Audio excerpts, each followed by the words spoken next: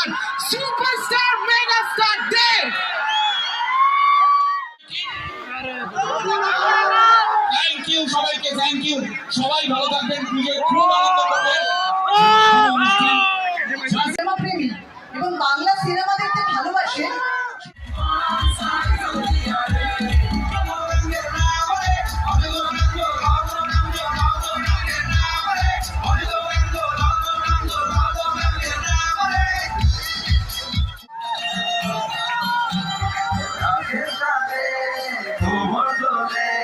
খুশিতে নাচে